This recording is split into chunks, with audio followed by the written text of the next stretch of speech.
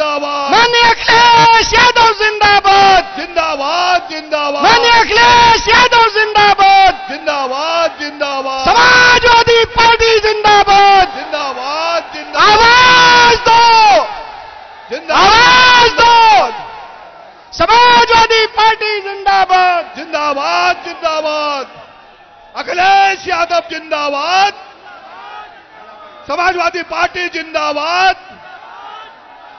अब की बार गठबंधन सरकार, अब की बार अखिलेश यादव जिंदाबाद, अखिलेश यादव जिंदाबाद, अखिलेश यादव जिंदाबाद, समाजवादी पार्टी जिंदाबाद, अखिलेश भैया जिंदाबाद, अखिलेश भैया जिंदाबाद, अखिलेश भैया जिंदाबाद, समाजवादी पार्टी जिंदाबाद, समाजवादी पार्टी जिंदाबाद, अखिलेश यादव जिंदाबाद, समाजवादी पार्टी जिंदाबाद, अखिलेश यादव जिंदाबाद। गुजारिश करूंगा समाजवादी पार्टी इंडिया गठबंधन के प्रत्याशी बहुत ही जुझारू, मेहनती, कर्मठ, ईमानदार पूर्व मंत्री माननीय भगवत शरण गंगवार जी से कि आए और अपने विचार रखें। माननीय भगवत शरण गंगवार जी।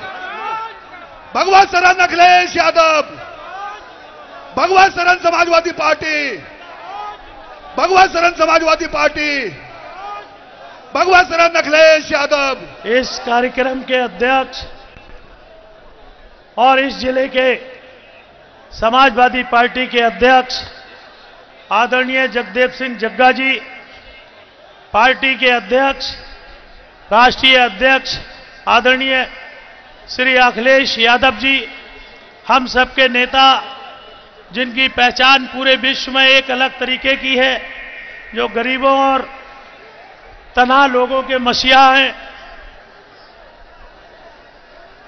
बहन दिव्या जी, बहन आरती जी, भाई कांग्रेस के अध्यक्ष श्री छब्बा जी, भाई शाहजहानपुर से बड़े लंबे समय एमएलसी रहे श्री जयेश प्रसाद जी, एमएलसी श्री यादव जी, जनाब अरशद खान साहब, नफीस अंसारी साहब, भूपिंदर कुर्मी जी, और मंच पर सभी बैठे भाई आनंद सिंह जी, और मंच पर बैठे सभी पार्टी के सम्मानित नेतागण, और बहुत बढ़िया संचालन कर रहे हमारे बरेली के ही बहेड़ी से विधायक जनाब अताउर रहमान साहब, और सामने दूर तक दिखाई पड़ने वाले छोटे मंच के सभी हमारे नेतागण, और दूर दूर तक दिखाई पड़ रही समाजवादी पार्टी के जुझारू साथियों, पत्रकार बंधुओं। साथियों, 19 तारीख को चुनाव है और इस लोकसभा का प्रत्याशी मुझे, मेरी पार्टी ने मुझ में विश्वास व्यक्त करते हुए मुझे प्रत्याशी बनाया है, और मैं आपके बीच में ये निवेदन करना चाहता हूं कि चुनाव चिन्ह साइकिल के बटन को दबाकर भगवत शरण गंगवार को विजयी बना देना। और मैं कहना चाहूंगा, अगर आप लोगों ने मुझे विजयी बनाया, पार्टी को विजयी बनाया, तो आप सारे के सारे लोग एमपी बनेंगे, और भगवत आपकी हमेशा सेवा करने के लिए कंधे से कंधा मिलाकर आपके साथ रहेगा। साथियों, मैं बहुत सारी बातें तो नहीं, आदरणीय अध्यक्ष जी आ गए, राष्ट्रीय अध्यक्ष जी आ गए, मैं बहुत सारी बातें नहीं, लेकिन जो कुछ ज्वलंत समस्याएं हैं पूरनपुर की, उन पर मैं प्रकाश डालना चाहूंगा। और यह भी कहना चाहूंगा कि जो आज की ये पार्टी है, डबल इंजन की पार्टी है, सारे काम डबल तरीके से छोड़ो, चौथियाई तरीके से भी तो कोई करने का काम नहीं करती है। जहां आज के गर्मियों के समय में जहां बाजरे को, अपने जानवरों को किसान नहीं खिलाता है, वहां बाजरा हम लोगों को खिलाने के लिए ये सरकार देती है। साथियों, पूरनपुर में एक डिग्री कॉलेज है, यहां पर उसके विधायक भी हैं, और सरकार उनकी डबल इंजन की है, ना उसमें एग्रीकल्चर है और ना बीएससी के सब्जेक्ट्स हैं। तो मैं ये इस पर प्रकाश डालना चाहूंगा आपकी जब सरकार बनेगी, आप जब हुकूमत करेंगे तो ये सारे के सारे काम यहां होंगे। यहां पे माननीय राष्ट्रीय अध्यक्ष जी, एक समस्या बहुत बड़ी है और बार बार भारतीय जनता पार्टी ने आश्वासन दिया है। यहां भालुओं से और शेरों से लगभग 285 लोगों की जीवन खतरे में पड़ गया और जनहानियां हुई। हमने कल देखा था, परसों शाम को एक व्यक्ति को शेर उठा ले गया। हमने जब कल उनके घर गए तो इतना कोहराम मचा हुआ था कि आंसू निकल आए। ये बहुत बड़ा दुख पूरनपुर के साथियों को है।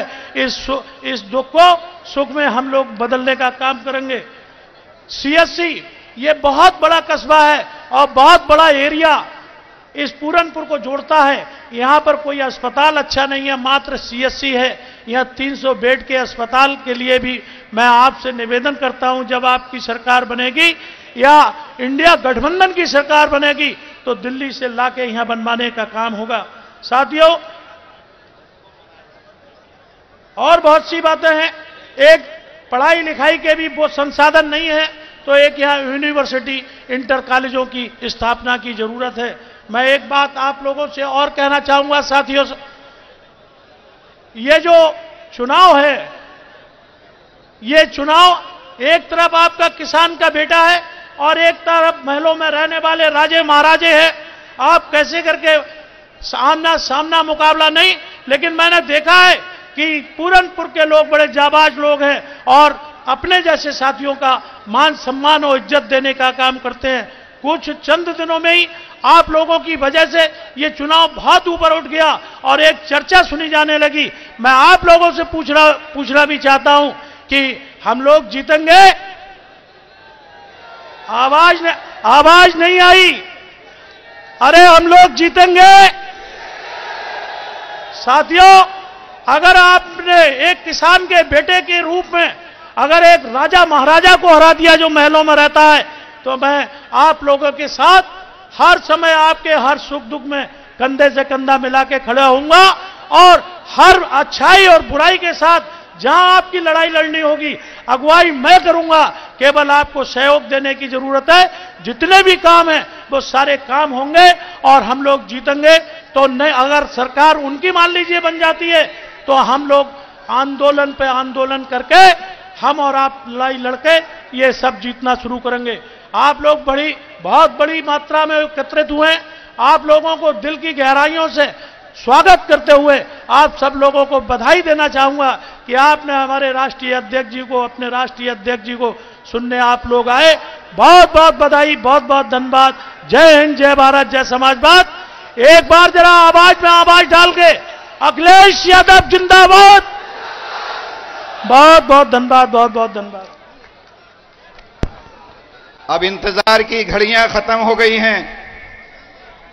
हमारे बीच में हिंदुस्तान के शानदार लीडर, समाजवादी पार्टी के राष्ट्रीय अध्यक्ष, उत्तर प्रदेश के पूर्व मुख्यमंत्री, हम सब आप सबके नेता, हमारे चहेते गरीबों, मजलूमों, अल्पसंख्यकों, दलित पिछड़ों के और सभी के शानदार लीडर, मैं उन्हें बुलाने से पहले इस विशाल जनसभा से मैं आग्रह करूंगा कि मैं नारा लगाऊंगा। आप मेरे साथ दोनों हाथ खड़े होकर नारा लगाएं। माननीय अखिलेश यादव जिंदाबाद, जिंदाबाद, माननीय अखिलेश यादव जिंदाबाद, जिंदाबाद, जिंदाबाद, समाजवादी पार्टी जिंदाबाद, जिंदाबाद, जिंदाबाद। अब मैं अपने नेता, हम सब के नेता को बुलाने से पहले पीलीभीत के जिला अध्यक्ष जगदेव सिंह जग्गा जी से गुजारिश करूंगा कि आए और आदरणीय राष्ट्रीय अध्यक्ष जी का स्वागत करें। धन्यवाद। आज पूरनपुर की सरजमी पर हम सबके नेता, युवाओं की धड़कन, किसानों के मसीहा, हमारे राष्ट्रीय अध्यक्ष माननीय अखिलेश यादव जी के जनपद पीलीभीत के पूरनपुर विधानसभा में तहे दिल से धन्यवाद आभार व्यक्त करते हैं। भाइयों और मंच पर आसीन सभी हमारे सम्मानित नेता, प्रत्याशी और दूर दराज से आए हुए हमारे साथीगण, जहां तक मेरी आवाज पहुंच रही है, माताओं और बहनों, ये समय भाजपा को भगाने का है और हिंदुस्तान को बचाने का है।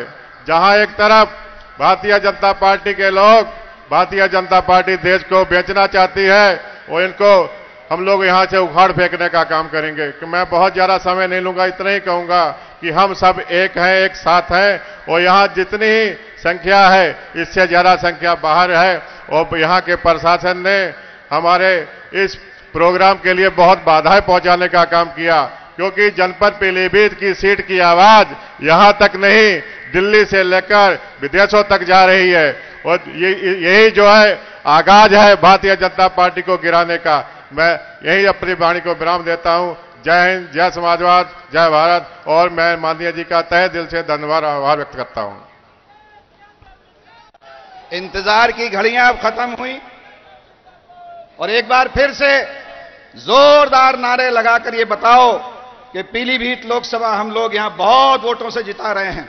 माननीय अखिलेश यादव जिंदाबाद, जिंदाबाद जिंदाबाद, समाजवादी पार्टी जिंदाबाद, जिंदाबाद जिंदाबाद। मैं राष्ट्रीय अध्यक्ष जी से गुजारिश करूंगा कि आए और अपने अखिलेश यादव जिंदाबाद, अखिलेश यादव जिंदाबाद, समाजवादी पार्टी जिंदाबाद, अखिलेश यादव जिंदाबाद, समाजवादी पार्टी जिंदाबाद, अखिलेश यादव जिंदाबाद, अखिलेश यादव जिंदाबाद, समाजवादी पार्टी जिंदाबाद।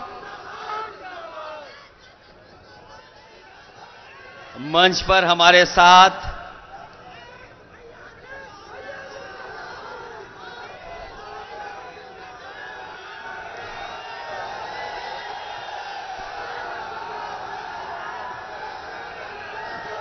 इस बार तो कुछ जोश और तरह का दिख रहा है और ये अच्छा है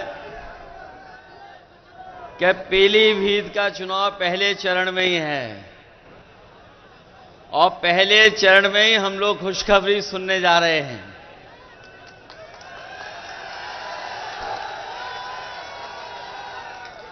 मंच पर हमारे साथ समाजवादी पार्टी के प्रत्याशी पूर्व मंत्री भगवत सिंह गंगवार जी, पार्टी के हमारे विधायक अताउर रहमान साहब, पार्टी के जिला अध्यक्ष जगदीप सिंह जग्गा जी, कांग्रेस पार्टी के हमारे जिला अध्यक्ष हरप्रीत पाल सिंह जी, समाजवादी पार्टी के रही यहां से प्रत्याशी श्रीमती आरती महेंद्र, दिव्या गंगवार जी, मंच पर उपस्थित नफीस अंसारी साहब, मंच पर उपस्थित पूर्व विधायक रोशनलाल वर्मा जी, पार्टी के हमारे पदाधिकारी इरफानुल हक साहब, किसानों के नेता और लगातार किसानों के लिए संघर्ष करने वाले तेजेंद्र सिंह ब्रिग जी, सुधीर तिवारी जी, कृष्णा अधिकारी, अरशद खान साहब, पूर्व एमएलसी अमित यादव, अमित मिश्रा जी से लेकर के बहुत सारे समाजवादी पार्टी के नेता, कांग्रेस पार्टी के नेता और इस चुनावी जनसभा में आए हुए हमारे सभी आदरणीय बुजुर्ग, किसान भाई, बड़ी संख्या में नौजवान साथी, माताएं, बहनें, पत्रकार बंधुओं, मैं सबसे पहले इस विधानसभा और पूरे पीलीभीत से आए हुए अपने सभी कार्यकर्ताओं का बहुत बहुत धन्यवाद और आभार प्रकट करता हूं। ये पहले चरण का चुनाव होने जा रहा है। पीलीभीत में बड़े बड़े नेता आ चुके हैं, देश के बड़े बड़े नेता आकर के अपनी बात कह चुके हैं और लखनऊ वाले तो और घबराए हुए हैं। पीलीभीत का नाम सुनते ही उनका चेहरा पीला हो जा रहा है।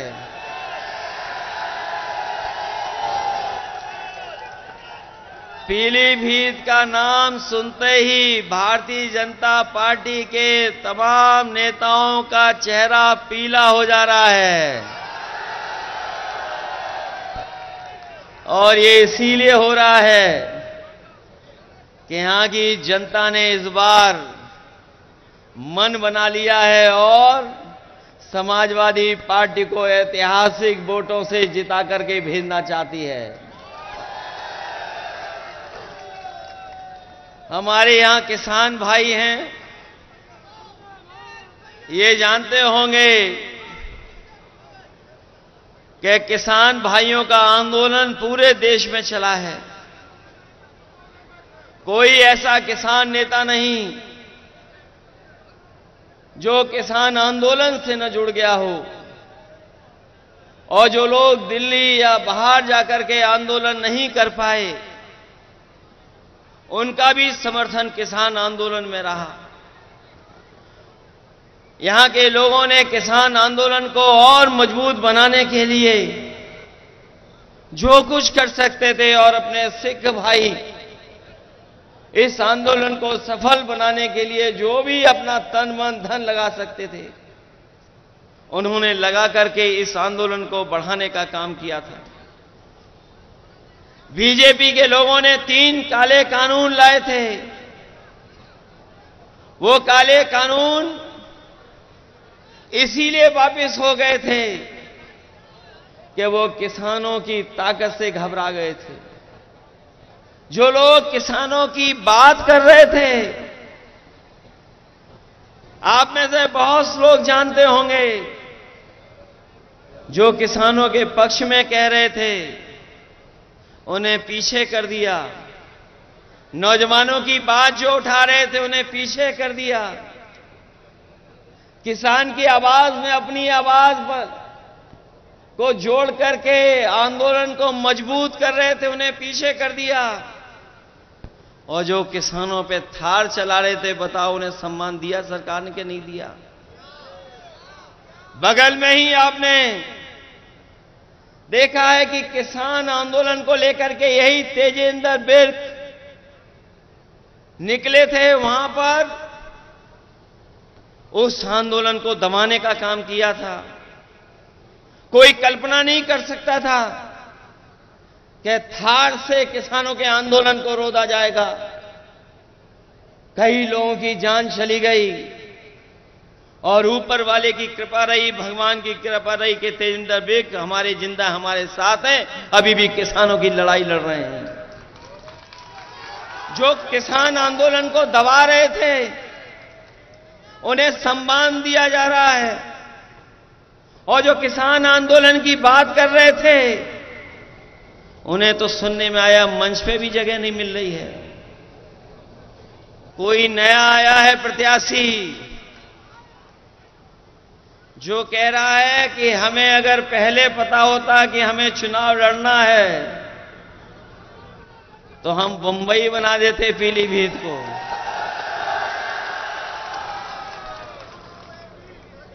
ये कौन सी बात है भाई कि प्रत्याशी कह रहे थे, बीजेपी के प्रत्याशी कह रहे हैं कि उन्हें पहले ही पता होता तो वो बंबई बना देते। हम उनसे कहते हैं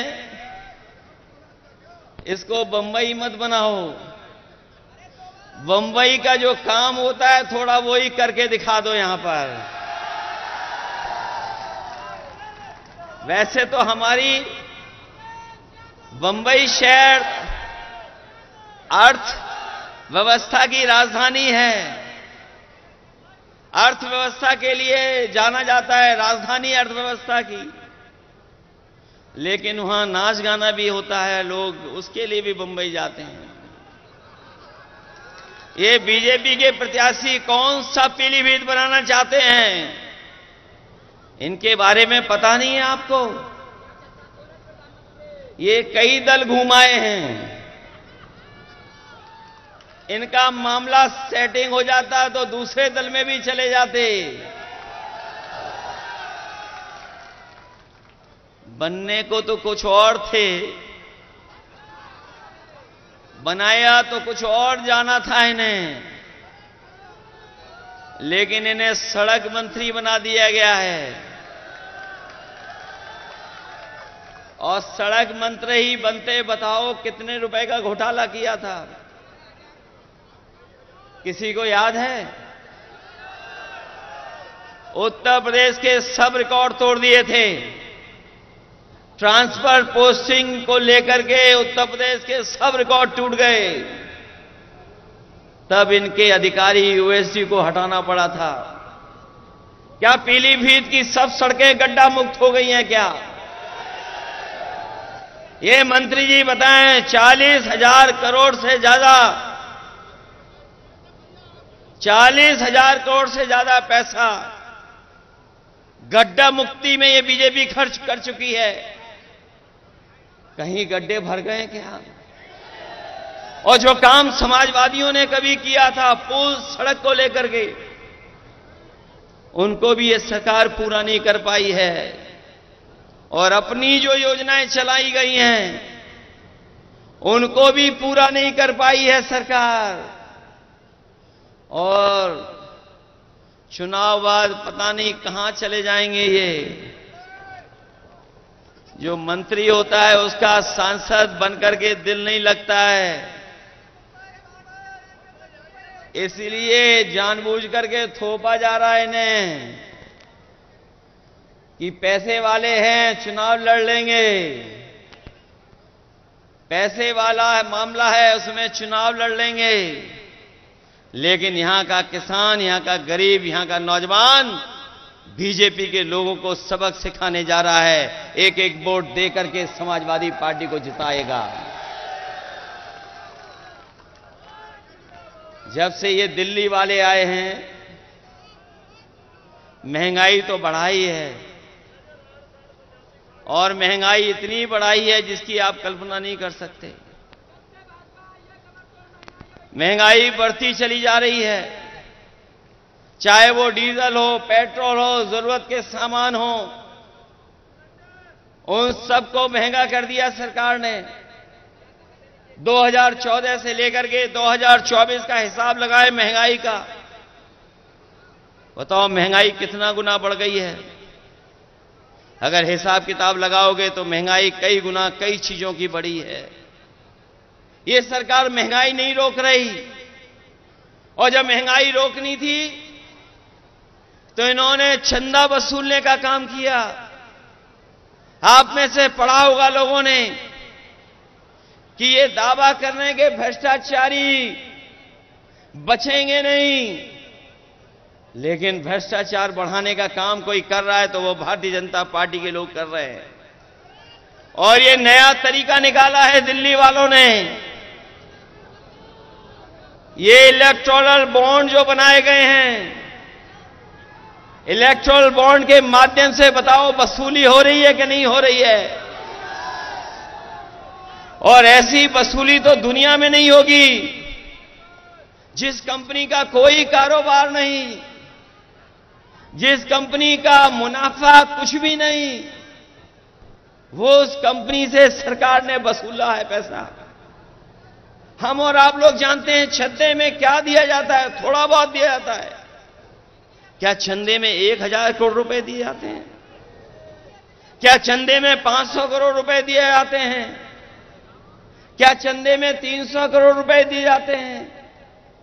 ये सरकार ऐसी है जिसने इलेक्टोरल बॉन्ड के नाम पर बड़े बड़े उद्योगपतियों को सीबीआई, ईडी, इनकम टैक्स से डरा करके इन्होंने वसूलने का काम किया है। और ऐसी वसूली पूरे देश ने नहीं देखी होगी जैसी सरकार में हुई है। ये वही बीजेपी के लोग हैं। याद कीजिए, इन्होंने कहा था कि नोटबंदी के बाद कोई भ्रष्टाचार नहीं होगा, कोई काला धन नहीं कमा पाएगा।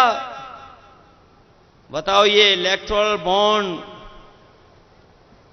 सफेद को काला करने वाला इंतजाम हुआ है कि नहीं है?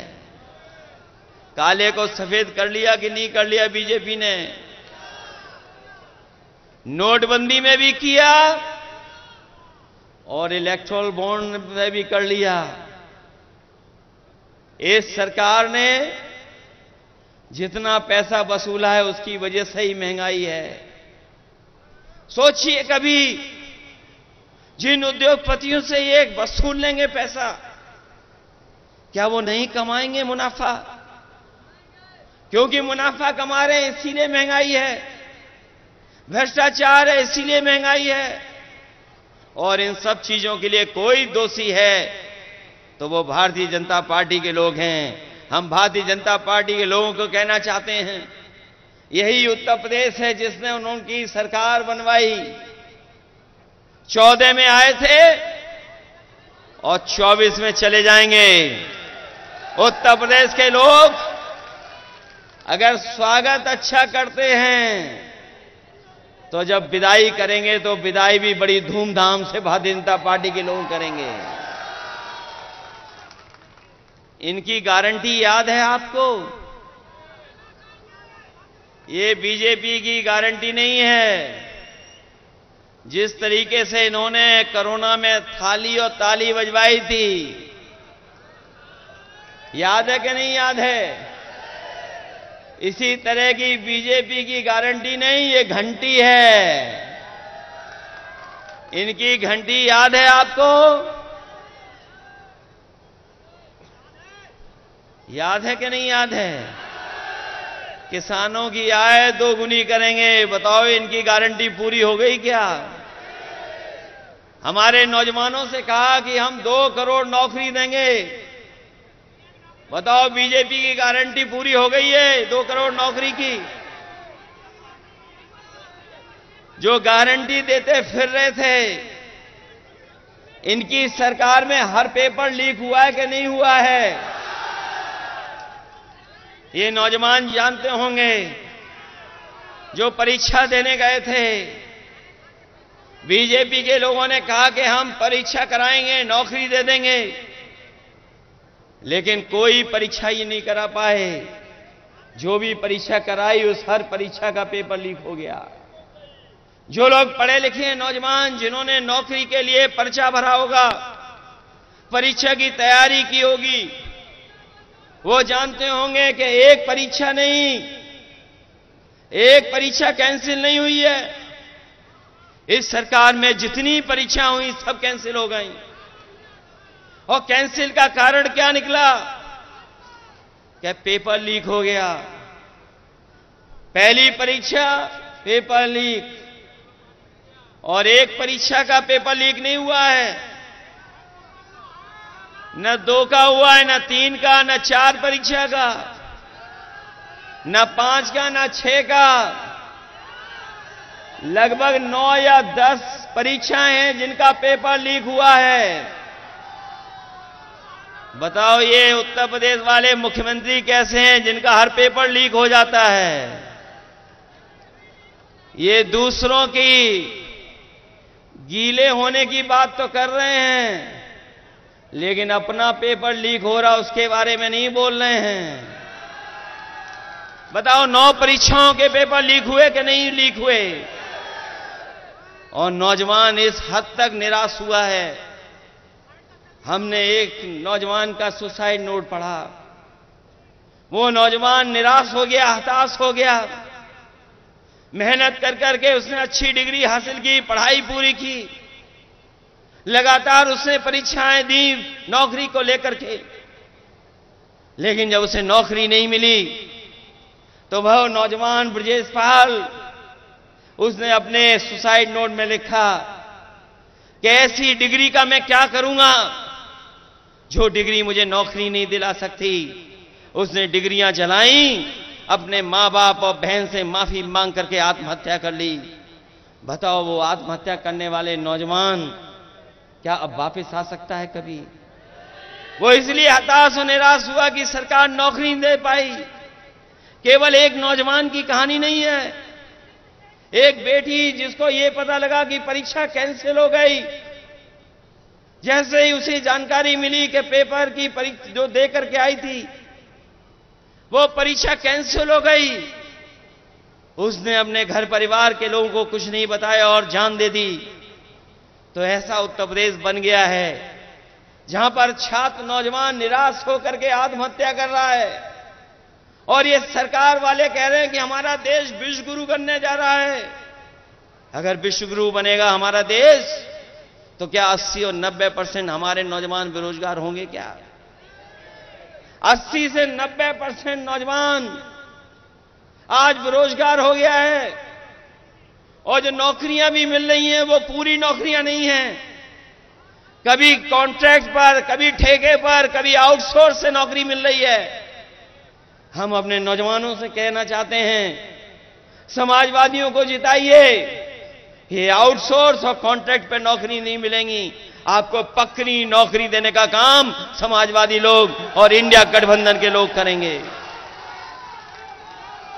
हम अपने उन नौजवानों को भी कहना चाहते हैं जो लोग फौज की भर्ती में जाते हैं, हम अपने परिवार के लोगों से और खासकर नौजवानों से कहना चाहते हैं, ये अग्निवीर व्यवस्था कभी हम स्वीकार नहीं कर सकते, क्योंकि नौजवान हमारा वर्दी पहन करके सीमा की रक्षा करना चाहता है और वर्दी पहन करके उसको सम्मान महसूस होता है, वो देश की रक्षा करना चाहता है।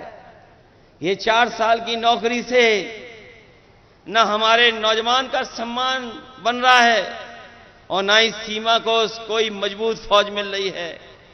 अग्निवीर जैसी व्यवस्था समाप्त होगी, इसको कभी समाजवादी लोग स्वीकार नहीं कर सकते हैं। इंडिया गठबंधन की सरकार बनेगी और अग्निवीर हमेशा हमेशा के लिए समाप्त हो जाएगी।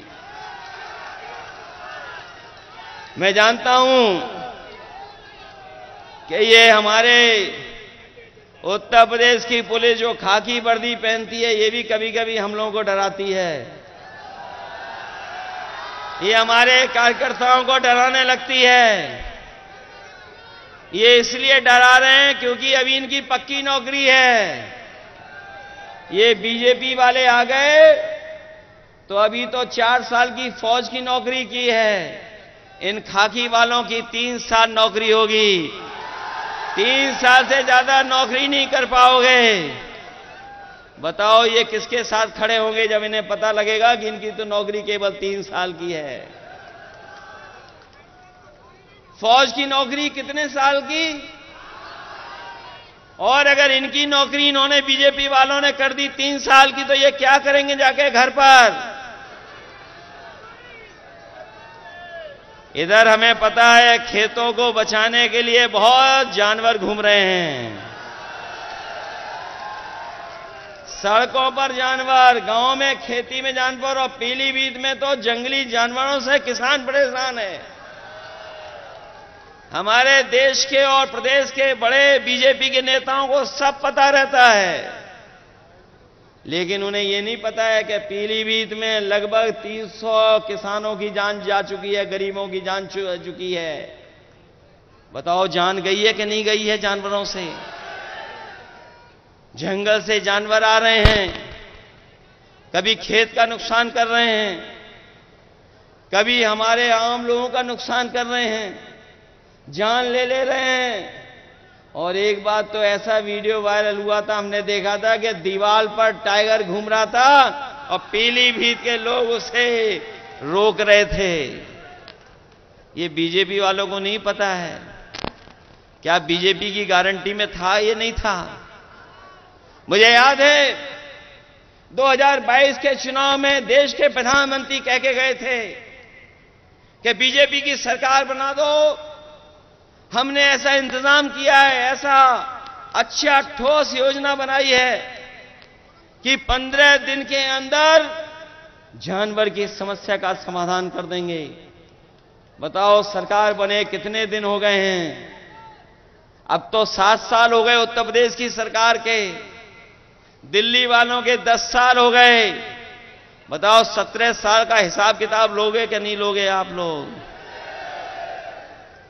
ये नौजवान हमारा फार्मूला याद रखें, ये बीजेपी वाले इसलिए घबराए हुए हैं क्योंकि इन्होंने जो परीक्षा लिखाई और परीक्षा के जो पेपर लीक हुए हैं उससे 70 लाख नौजवान घर वापस चला गया निराश होकर के। और अगर 70 लाख गया है निराश होकर के और केवल हम उसके मां बाप को जोड़ दें तो बताओ इनके परिवार से 3 सदस्य नाराज हो गए कि नहीं हो गए? अगर 70 लाख लोग निराश होकर गए, नौजवान जिन्हें नौकरी का भरोसा दिलाया था, और इन्हीं 70 लाख को अब अगर हम 3 सदस्यों से गुणा कर दें तो 1 करोड़ 80 लाख हुए लोग के नहीं हुए? और 1 करोड़ 80 लाख का अगर हम भाग दे दें 80 लोकसभाओं से तो बताओ 2,25,000 वोट इनका हर लोकसभा में कम हुआ है कि नहीं कम हुआ है? बताओ। पीलीभीत में तो ज्यादा वोट कम हो गया है। औरों लोकसभाओं में तो 3-3 लाख वोट कम हुआ है बीजेपी का, लेकिन पीलीभीत में तो ज्यादा वोट कम हो गया बीजेपी का।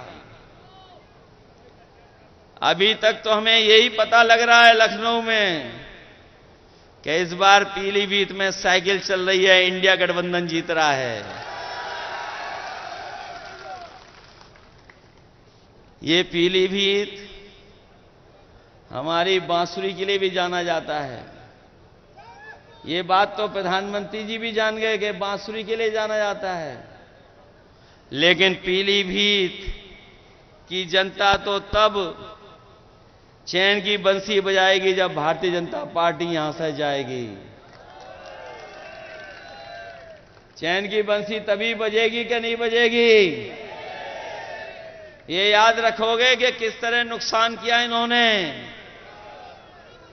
हमारे हर वर्ग के लोगों को दुखी किया ने कि नहीं दुखी किया। हम तो अपने सभी गुरुओं, संत और सबको प्रणाम करते हैं और अपने सिख भाइयों से भी कहेंगे कि इन्होंने अपने मान सम्मान से कभी समझौता नहीं किया और कभी भी अगर देश की रक्षा के लिए इन्हें अपनी जान भी न्यौछावर करनी पड़ी होगी तो हमारे सिख समाज के लोग कभी पीछे नहीं हटे होंगे। इसलिए हमारे सिख समाज ने देखा है किस तरीके से आंदोलन चला था, कितने लोगों की जान चली गई। बताओ इस चुनाव में दिल्ली वालों को सजा दोगे कि नहीं सजा दोगे? अपने वोट से इनको सजा दिलाओगे कि नहीं? ये हमारे आपके भविष्य का चुनाव तो है ही है, लेकिन ये देश के भविष्य का चुनाव भी है। ये चुनाव संविधान बचाने का भी चुनाव है। ये चुनाव हमारा लोकतंत्र बचाने का भी चुनाव है और ये चुनाव हमारे आपके भाईचारा की जो मोहब्बत का और प्रेम से हम लोग रहते आए हैं, जो हमारे भारत की पहचान है, हमारी संस्कृति की पहचान है, उसको बचाने का भी चुनाव है। इसलिए चुनाव आप अपना चुनाव समझ करके और आने वाली पीढ़ी के भविष्य का भी चुनाव है। सोचो अगर संविधान को खतरा हो जाएगा तो बताओ हमारे अधिकार छीने जाएंगे कि नहीं छीने जाएंगे? जो अधिकार हमें मिले लड़ करके देश की आजादी दिलाने के लिए इस देश के लोग एक हो गए थे, तब देश की आजादी मिली थी। आज फिर हमें एक बार अपने संविधान और लोकतंत्र को बचाने के लिए लड़ना पड़ेगा। बताओ आप लड़ोगे कि नहीं लड़ोगे?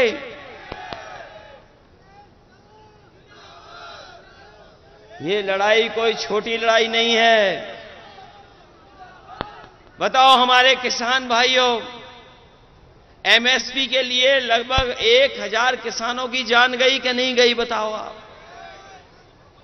दिल्ली में जब 3 काले कानून हटने थे, एमएसपी को कानूनी अधिकार मिल जाए, 1000 किसानों ने की लगभग जान गई कि नहीं गई? तो बताओ, हम समाजवादी लोगों ने और इंडिया गठबंधन ने कहा है कि सरकार बनेगी तो एमएसपी के लिए कानून बना करके अपने किसानों को एमएसपी फसलों की दिलाने का काम करेंगे। न केवल एमएसपी का कानूनी अधिकार देंगे, बल्कि हम अपने किसान भाइयों को कह के जा रहे हैं, गरीब भाइयों को, ये जो दिल्ली वाले लोग हैं, इन्होंने बड़े बड़े उद्योगपतियों के, बड़े बड़े कारोबारियों के 15 लाख करोड़ बैंकों का पैसा माफ किया है। अभी तक 10 साल में इन्होंने लगभग 15 लाख करोड़ उद्योगपतियों का कर्ज माफ किया है। और ऐसा भी देखने को मिला है कि जिन व्यापारियों ने कर्ज लिया, जो कर्ज नहीं दे पाए, उनको माफ कर दिया इन्होंने और दोबारा बैंक से उन्हें कर्ज दिलवा दिया। ये आपने आंकड़े निकलवा लेना। और बहुत सारे लोग, बहुत सारे उद्योगपति वो भी हैं जो कर्ज में डूबे थे, कर्ज उनका माफ करके बीजेपी ने बचाया और बाद में उन्हीं उद्योगपतियों से इलेक्टोरल बॉन्ड ले लिए। बताओ, इलेक्टोरल बॉन्ड लेने वालों का कर्ज माफ हुआ कि नहीं हुआ? आपको तो पता होगा, देश में सबसे ज्यादा वसूलने का काम अगर किसी पॉलिटिकल पार्टी ने किया तो बीजेपी ने किया कि नहीं किया? इसलिए अपने किसान भाइयों को हम कह के जा रहे हैं, इंडिया गठबंधन बनेगी सरकार, किसानों का पूरा कर्ज माफ होगा। जब उद्योगपतियों का 15 लाख करोड़ माफ हो सकता है, तो हमारे किसानों का कर्ज माफ क्यों नहीं होगा? तो बताओ, अपना वोट देकर के कर्ज माफ कराने का काम करोगे? संविधान बचाने के लिए भी वोट कर देना, क्योंकि आपके वोट से ही संविधान बचेगा। आपके वोट से ही देश का लोकतंत्र बचेगा।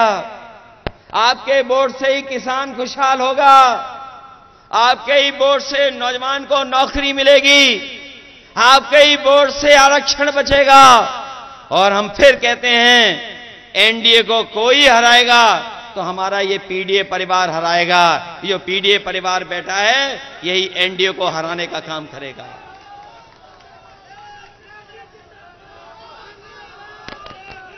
वैसे तो हमारे साथी घर घर जा रहे होंगे वोट मांगने के लिए। वैसे तो हमारे कार्यकर्ता गांव गांव जा रहे होंगे वोट मांगने।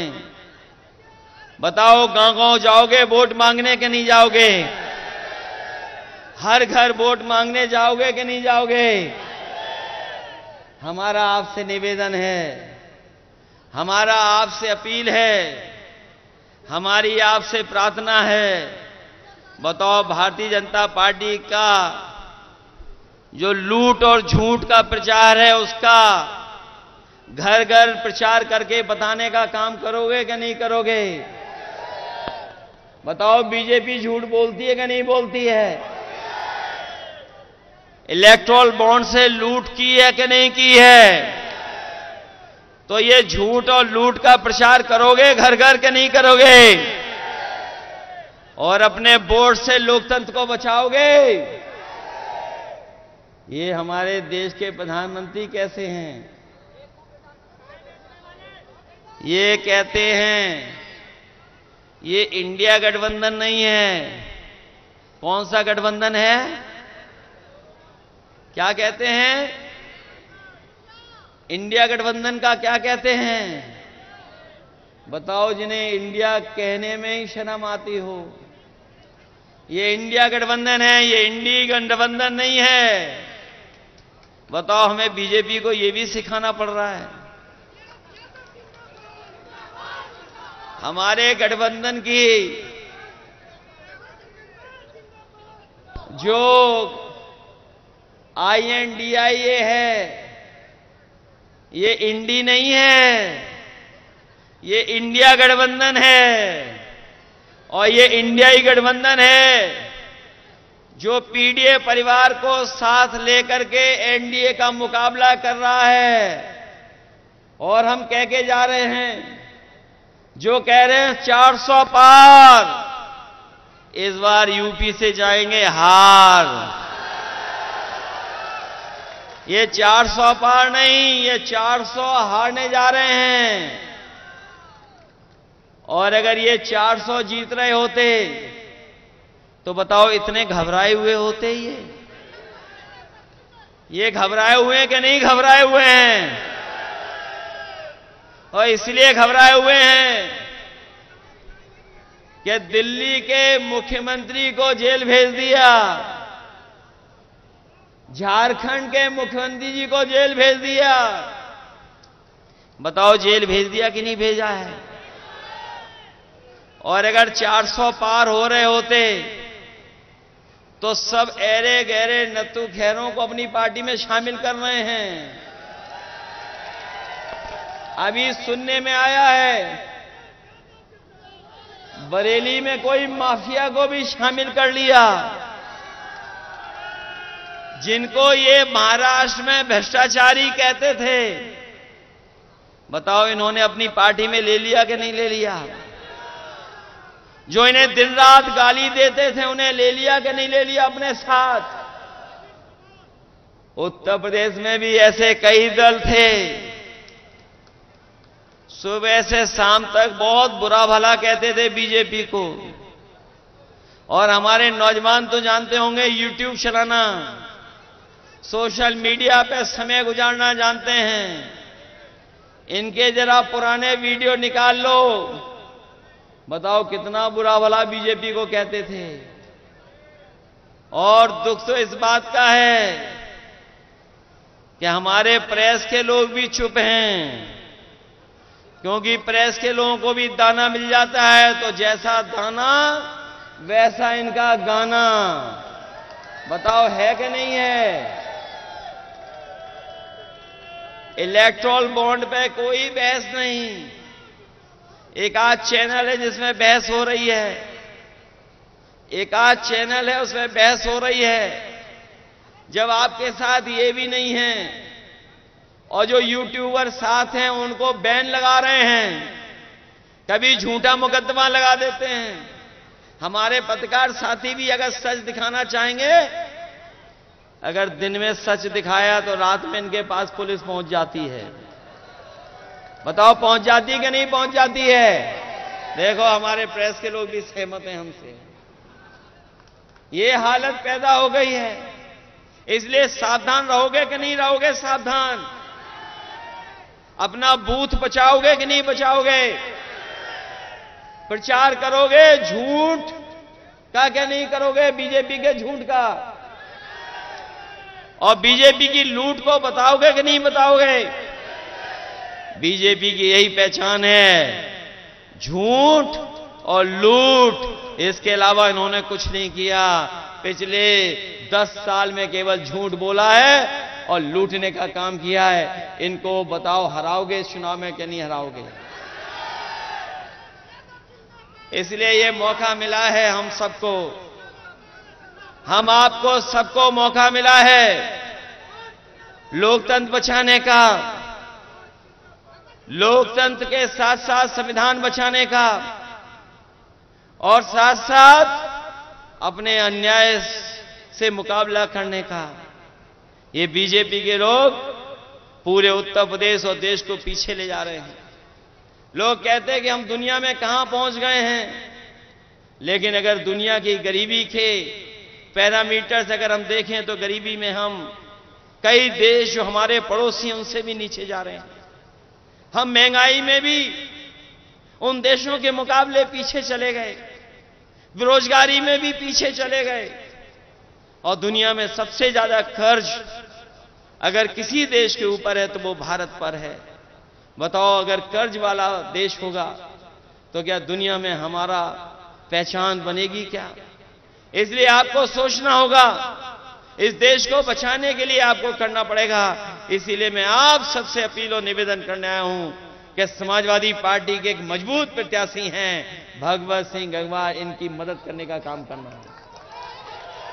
बताओ इनके पक्ष में समीकरण है कि नहीं है? ये अग्निवीर और पेपर लीक वाले नौजवान हमारी बूथ में मदद करने का काम करना। बताओ करोगे कि नहीं करोगे? इस पीलीभीत में न इलाज मिल रहा है, न दवाइयां हैं, और जो व्यवस्था समाजवादियों ने बनाई थी एम्बुलेंस की, वो एम्बुलेंस की व्यवस्था भी खत्म कर दी, और पुलिस को 100 नंबर वाली गाड़ी दी थी। बताओ, गाड़ी को खराब कर दिया पुलिस ने, क्या नहीं खराब कर दिया? और 100 से कौन सा नंबर कर दिया? इन्हें लगा इनका भी रेट बढ़ गया तो इन्होंने भी रेट बढ़ा लिया। बताओ, रेट बढ़ा लिया कि नहीं बढ़ा लिया? इसलिए ऐसे लोगों के खिलाफ मतदान करोगे तभी जाकर के हमारा लोकतंत्र बचेगा। इन्हीं शब्दों के साथ मैं आए हुए सभी लोगों का बहुत बहुत धन्यवाद देता हूं। आए हुए किसान भाइयों का धन्यवाद देता हूं, आए हुए नौजवानों का धन्यवाद देता हूं। मुझे पूरा भरोसा है कि आप सब लोग मिलकर के इस देश को बचाने का काम करेंगे, लोकतंत्र को बचाने का काम करेंगे, संविधान को बचाने का काम करेंगे। और जो मैंने आपसे निवेदन किया है कि बीजेपी की जो पहचान बन गई है लूट की और झूठ की, उसको घर पहुंचाने का काम करना। जिस समय आप घर घर पहुंचा देंगे, आपका प्रत्याशी और समाजवादी पार्टी अपने आप ऐतिहासिक वोटों से जीत करके जाएगी। इन्हीं शब्दों के साथ हम आपका धन्यवाद देते हैं। हम कई अपने प्रतिष्ठित और सम्मानित लोगों को देख रहे हैं, हमें उम्मीद है उनका भी हम लोगों को आशीर्वाद मिलता रहेगा, और आशीर्वाद हम लोगों के वोट के माध्यम से दे देना, यही सबसे बड़ी जीत होगी।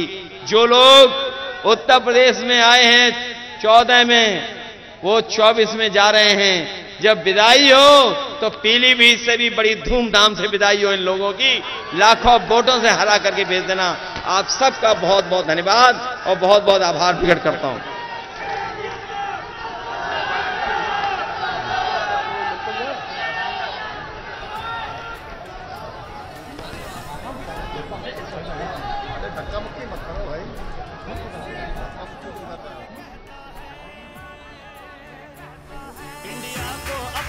वोट दो, गठबंधन को तुम वोट दो, इस देश की खातिर वोट दो, अखिलेश की खातिर वोट दो।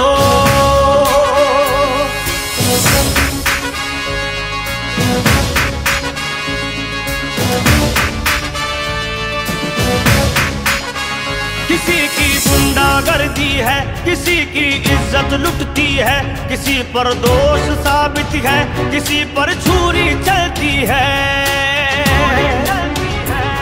जनता ने मिलके ठाना है, अब संविधान बचाना है। इंडिया का जो है प्रत्याशी, बस उसको ही जिताना है। अखिलेश हमारी जान है और राहुल का सम्मान है। अन्याय को मिलकर चोट दो, अखिलेश को अपना वोट दो। अन्याय को मिलकर चोट दो, अखिलेश को अपना वोट दो।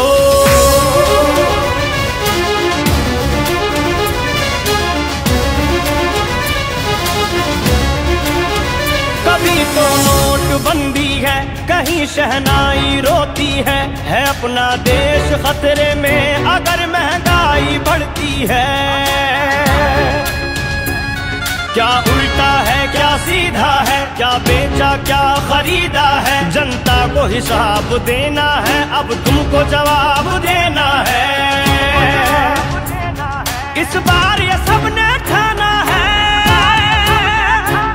गठबंधन को ही जिताना है।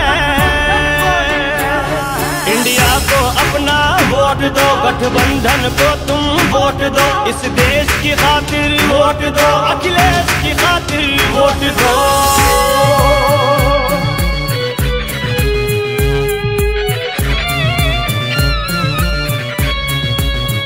सभी ने हमको देखा है, कसौटी पर भी परखा है, खरे हम उतरे वादों पर, हमारा वादा सच्चा है।